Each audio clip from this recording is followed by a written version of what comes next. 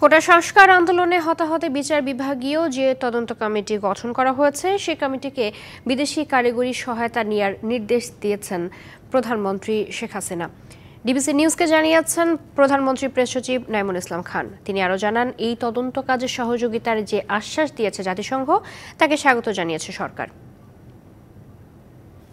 সিদ্ধান্ত কোটা বিরোধী আন্দোলনের প্রেক্ষাপটে যে জীবনহানি, সহিংসতা ইত্যাদি হয়েছে সেটা তদন্ত করার জন্য জুডিশিয়াল ইনকোয়ারি কমিটি যাতে সফলভাবে তদন্ত করতে পারে এজন্য বিদেশি কারিগরি সহায়তা গ্রহণ করা হবে। ইতিমধ্যে জাতিসংঘ সহযোগিতা করতে আগ্রহ দেখিয়েছে, সরকার সেটা আগ্রহের সাথে গ্রহণ করছে।